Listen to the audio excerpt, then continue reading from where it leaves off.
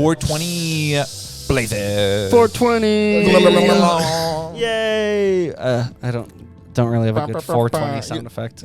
I have a good story about 420.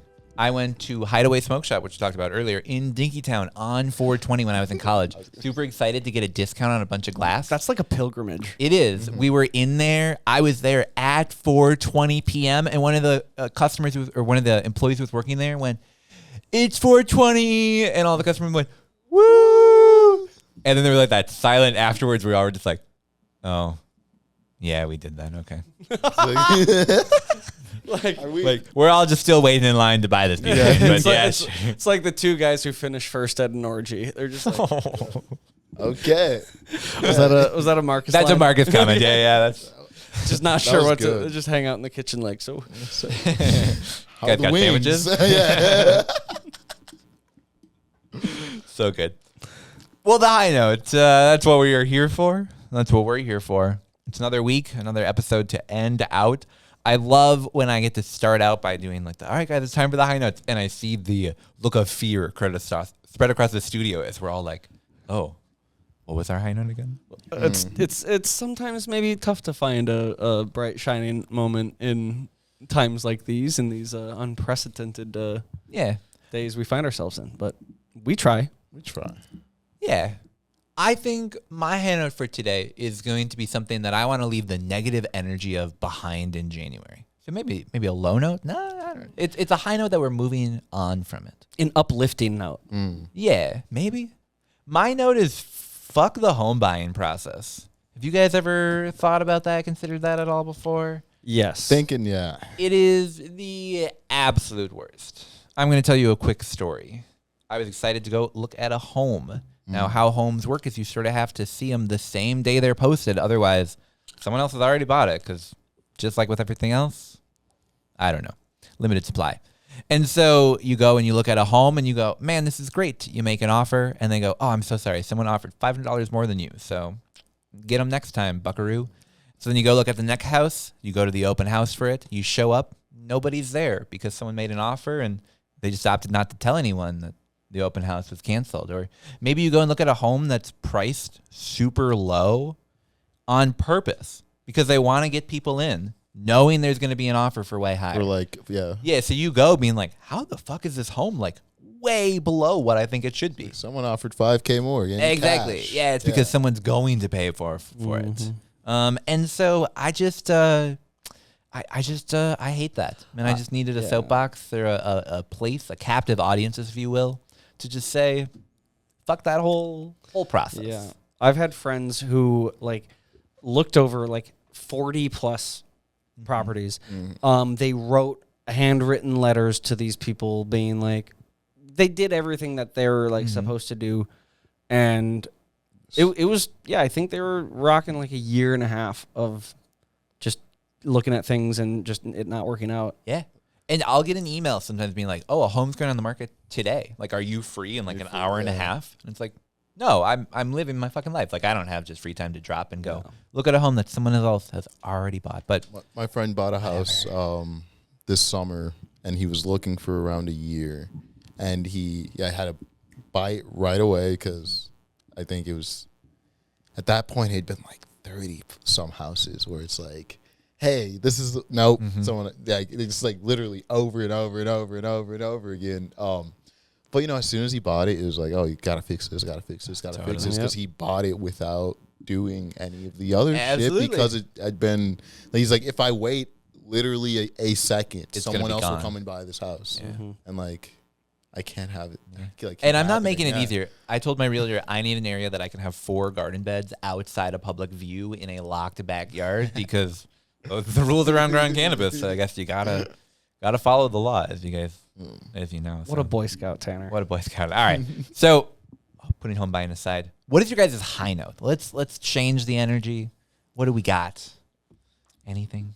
Arsenal, the Premier League soccer Okay. team. All right, John, we're both going sports today. Ooh, welcome to the sports podcast. Welcome to the sports corner. We were kind of thinking about it earlier. It's like, why not? Yeah, why not talk about them? Yeah. They are in the final 8 of the UEFA Champions League for the first time since I was like 7 or 6. And I've been a fan since I was like 4 or 5.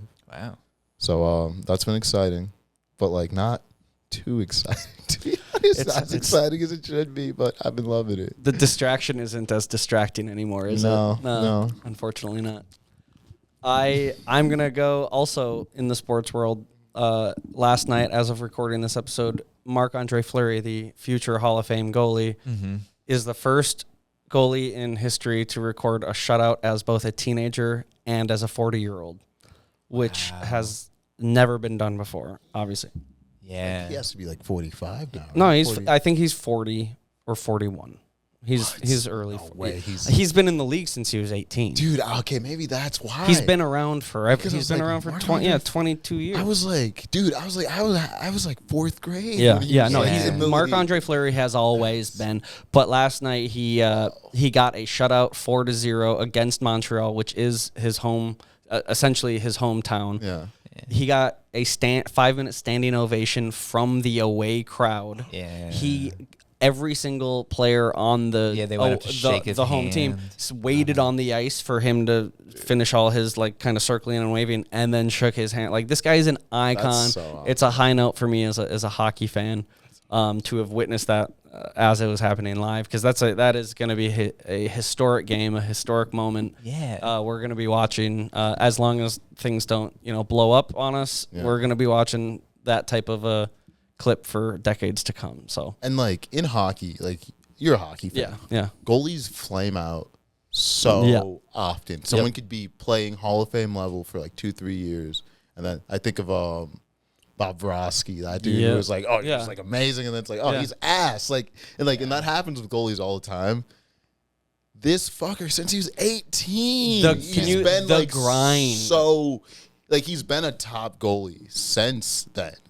And like I remember just like I'm just thinking of how many teams he's been with too now. It's like, dude, 4 teams, and he's won Stanley Cups with 2 of them.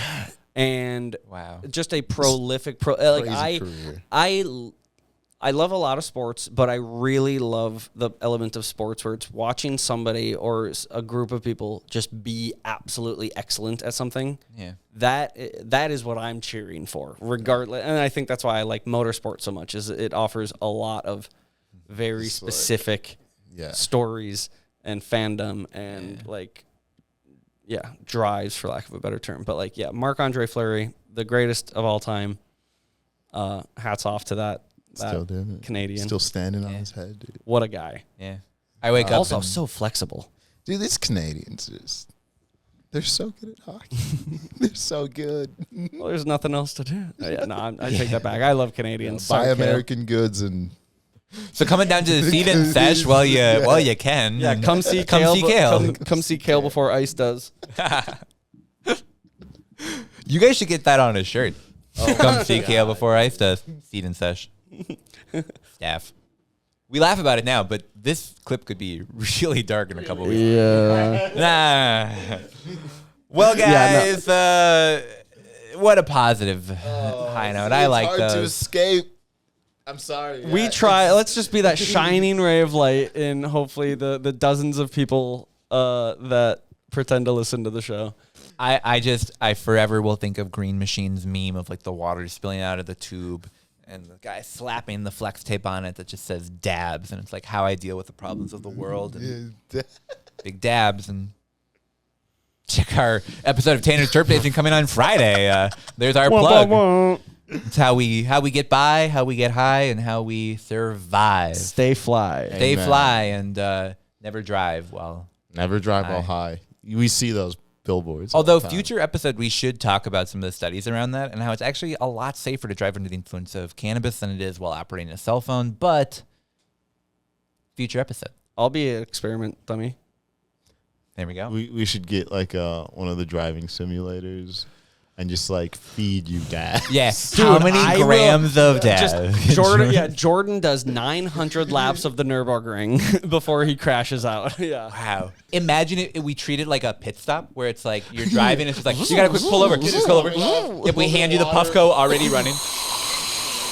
Go green. Wipe your forehead. The fastest dab done in only 1.4 seconds. That's a new season record. I think, hey, Fanatec steering wheel and pedal systems. If you want to sponsor a future episode of, send us a simulator, please. Thanks. Just you're in it every episode. I'm just back here. I'm just like, yeah. Sorry guys. I got somebody on my ass. It's a camera. What now? Oh yeah, good one, Tanner. Oh, wow. We'll come into a future episode. Check it out. But for today, that's all we got. So, guys, you can find us at the Dabbler Depot Seed-In Sesh. Come and join us here. You can find us on Facebook, Instagram, Reddit, LinkedIn, YouTube, Blue Sky. Go and check that out. If you're a fan of the show, leave us a rating or review in the Apple Podcast, Spotify, or just tell a friend, tell a family member. And thank you all for listening. Tell someone you don't like. Yeah. Fuck you. Listen to Northern Lights. Yeah. Just like that. Do it on the street. It works on some folks. Yeah. Do you want to do a seed reminder? Put your Get your plants seeds. in the ground. There you go. Seed reminder. Yes. Yes. If you have not been growing, you should. Especially if you want to grow outdoors. If you want to grow outdoors, you should start those seeds like yesterday. Yes. Hey, Jordan, have you ever heard when the best day to plant a tree is? I think it was October 12th, 1972. Close. It actually was yesterday. But do you know the second best day to plant a tree? Today? Today. Right now. The best time to plant your cannabis seeds was yesterday. But you know the second best time? Right now. Pause the episode. Well, I guess you can finish it. And then go plant your seeds. Grow outdoors. But not those autos. Don't start those inside yet. All right, that's all we got. That's all we got. Thank you, guys. We'll be back in your feeds in a week. Check Tanner's trip tasting on Tuesday. Thank you for listening. We'll be back. Pew, pew, pew. Pew, pew, pew. See ya.